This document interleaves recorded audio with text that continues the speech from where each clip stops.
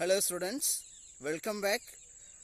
In this video you are going to learn relative pronouns which are given in 10th, 11th and 12th classes. This is a very important topic. Before we are going to discuss the relative pronoun, you have to learn what a pronoun is. What is meant by pronoun? Pronoun is a word which is used in place of a noun or instead of a noun. So this is a very important thing that you must bear in your mind. And relative pronouns, words such as who, whom, whose, that, which are called relative pronouns. They are used to connect the sentences just like the conjunction. It is doing the job of a conjunction. So it is used to join two sentences. We use the relative pronouns instead of a noun, but every relative pronoun refers to a noun that is antecedent. And now let me explain you one by one. Who is a relative pronoun? It is used instead of subject pronouns such as I, we, you, they, he, she, it, name. Who is used with a human being? Let me give you an example. This is the boy who won the first prize. Here who refers to the boy. The boy is the antecedent here. Who is used with singular and plural with both the genders, male and female. The next whom. Whom is also used to refer to human beings, and it can be replaced with object pronouns such as me, us, you, them, him, her. Instead of these pronouns we can use whom. I had a brother whom I loved so much. Here whom refers to brother, that means it's a him. The next whose. Whose is also a relative pronoun.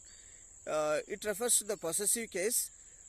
It can be used instead of my, our, your, his, her, their. It refers to possessive case.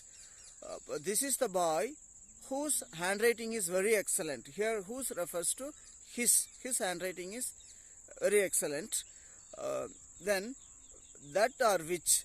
These two relative pronouns are used to denote non-living things or neuter gender. This is the pen which I bought in Chennai. Here which refers to the pen. So it is used instead of a pen. This is the house which was built by John. Here which refers to that house antecedent non-living things. So who, whom, that, which. Apart from these pronouns we can also use what, where. So for example, this is the place where the accident occurred. Here where refers to the place. So this is the place where, or this is the hospital where I was born. Here where refers to that place, hospital. So this is what I want. We can use these relative pronouns instead of a noun. So these are all some important relative pronouns, and I want you to practice a lot and learn its meaning thoroughly and learn the rules and try to understand the basic principles or basic concept of this. Only then you can use it in the correct way. And it is one more question in the public examination.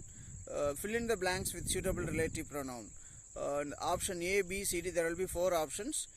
And in the option A, for example, who, and the option B, whom, option C, whose, or D, that. Likewise who, whom, whose, that, which are given in the options, and you are asked to choose the most appropriate relative pronoun from the given options. But we need to understand the meaning of the sentence and the meaning of the relative pronoun correctly, because it refers to only the particular noun. We have to see the antecedent, whom does it refer to. So keeping all these things in your mind, you need to choose only the correct relative pronoun. And you need to practice a lot. As I said earlier, what you need to do is to practice a lot with the help of your practice book or your textbook, book back exercises, and in some other guides. By doing a lot of practice, you can have a clear idea and you can easily score 1 mark in the examination. Without proper practice, it's very difficult for you to score 1 mark. So as I said earlier, it is not only given in 12th but also given in all the lower classes as well.